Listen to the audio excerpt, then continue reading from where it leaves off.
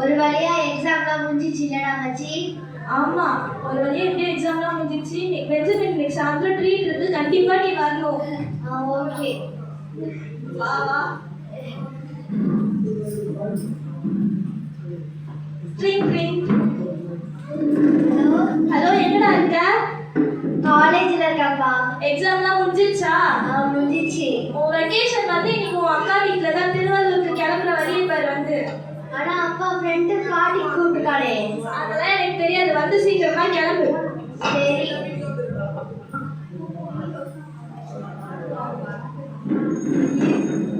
இந்த ஆளு வேற ஃபோன் பண்ணி அக்கா வீட்டுக்கு போக சொல்லிட்டாங்க. இப்ப நம்ம திருவள்ளூருக்கு போனோம். சரி, ஆட்டோ தேடும். அங்க ஒரு ஆட்டோ இருக்கு, போ. பழகுப்பா, பழகனா. நான் அந்த ரூட்டுக்கு புதுசு, திருவள்ளூருக்கு வழி தெரியுமா? எதுனா வந்தீங்க ஆட்டோல? அப்ப அதுலயே போகலாம். இதுதான் வளர்ந்தது. சரி விடுங்க, நானும் திருவள்ளூருக்கு தான் போறேன். வாங்க, ரூட் சொல்றேன். இவருக்கு கேஸ்பா பத்தி சொல்வோமா வேணாமா? சரி விடு, எதுக்கு டைம் வேஸ்ட் பண்ணிட்டு வேணாம்.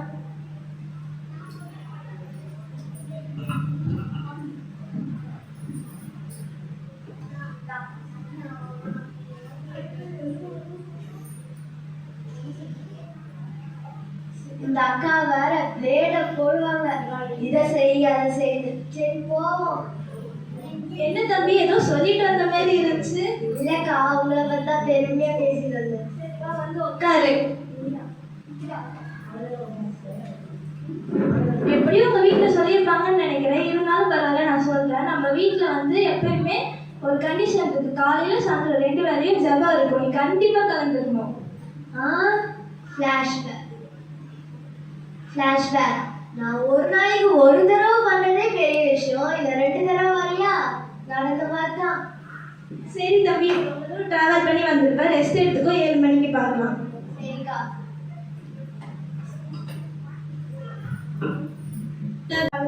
தம்பி, ஜபம்னா எல்லாம் பைபிள் வச்சு பண்ணுவாங்க, நீ என்ன டிவியை பார்த்து பண்ணிட்டு இருக்க? அக்கா, நீங்க சொல்றது பிசி, நான் சொல்றது ஏசி. என்ன தம்பி டிசி ஏசி குழப்பிட்டு இருக்க?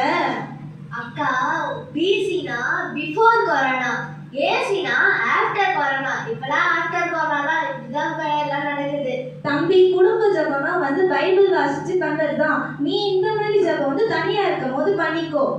சரிக்கா. இப்போ கொஞ்சம் டிவி ஆஃப் பண்றியா? ஓகேக்கா.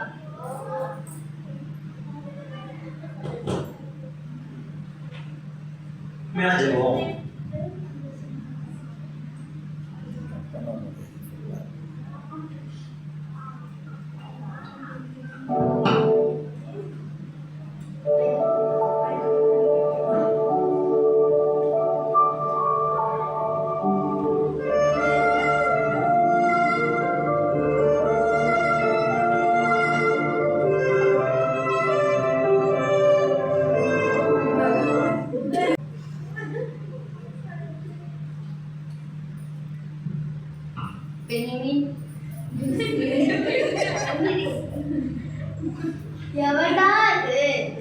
கண்டிப்பா அவனுக்கு வேணும். சப்ஜெக்ட் மேக்ஸிமவா இன்னும் பாஸ்டே வரடா. அதுக்கப்புறம் இதுக்குள்ளே வந்து கூப்பிடுறேன். நான் அதுக்கப்புறம் வரேன். இப்போ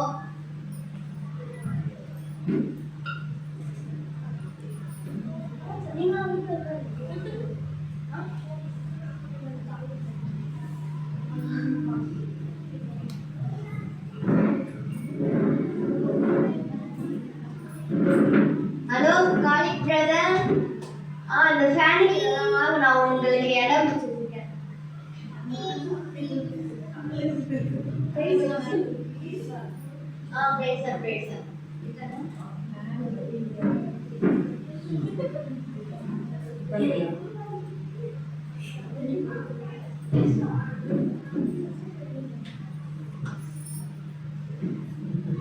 ஆத்மாவே கர்த்தரை ஸ்தோத்திரி, என் முழுமே பரிசுத்த நாமத்தை ஸ்தோத்திரி. என் ஆத்மாவே கர்த்தரை ஸ்தோத்திரி, கர்த்தர் செய்த சகல உபகாரங்களை மறவாதே. ஆமென், ஆமென்.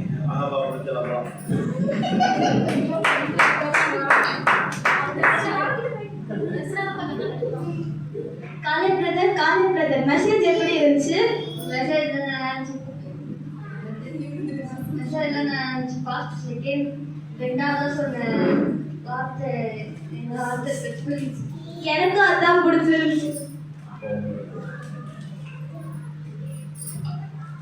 பெஞ்சமின், சொல்லுங்க.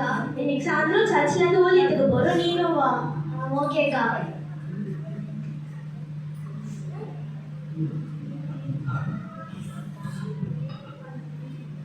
இயேசு கூட வருவார், எல்லாவித அற்புதம் செய்வார், நோய்கள் பேய்கள் ஓட்டிடுவார், நொந்து போன உள்ளத்தை தேற்றிடுவார்.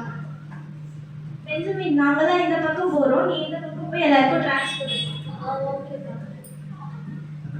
இந்தாப்பா. இயேசு உங்களை நேசிக்கிறார்.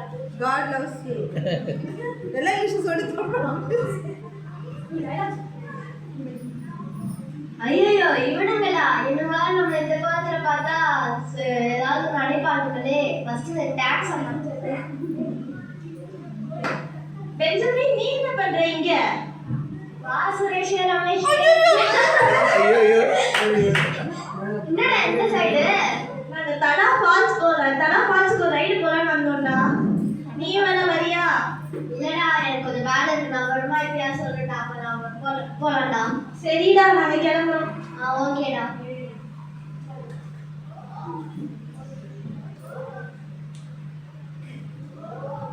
இந்த காலையில் நேரத்துல இப்படி போர் அடிக்குதே. சரி நியூஸ் பார்ப்போம். முக்கிய செய்திகள்: சுரேஷ் மற்றும் ரமேஷ் ஆகிய இருவரும் சாலை விபத்தில் உயிரிழந்தனர். பாவீங்களா, நேற்று காலையில் தானடா உங்களை சந்திச்சோம், அதுக்குள்ளே இது வேற என்னையும் கூப்பிடுறீங்களே. நல்ல வேலை நம்ம தப்பிச்சோம். யார் எப்படி போனோம் நம்மளுக்கு என்ன, நம்ம தூங்குவோம். பெஞ்சமின், பெஞ்சமின், யார் நீ? சுரேஷ் என்னடா இந்த சைடு? உனக்கு இயேசுவை பத்தி தெரியுமாடா? தெரியும்டா. அப்புறம் ஏன்டா எங்களுக்கு சொல்லல? பரலோகம்ன்றாங்க, நரகம்ன்றாங்க, ஜீவ புஸ்தகத்துல பேர் இருக்கணும்ன்றாங்க, ஏன்டா எங்ககிட்ட எதுவுமே சொல்லல? ஏதோ சவுண்ட் கேக்குதுல, எங்களை கூட்டிட்டு போக வராங்களா? பெஞ்சமின், எங்களை காப்பாத்துடா பெஞ்சமினே. அவங்கள விட்டு சுரேஷே ரமேஷே.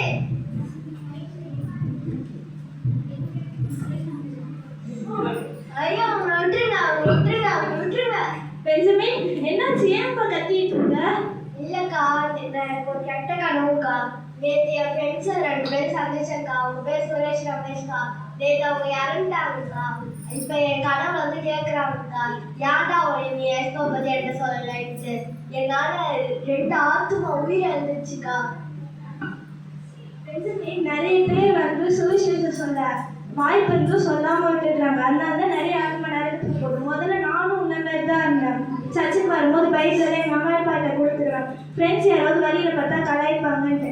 ஒரு நாள் தான் தெரிஞ்சுக்கிட்டேன், நம்ம சுவிசேஷத்தினால தான் ரசிக்கவே பட்டோம். நான் இலவசமாக பெற்றுக்கொண்ட சுவிசேஷத்தை மற்றவங்களுக்கும் சொல்லணும்னு நினச்சேன்.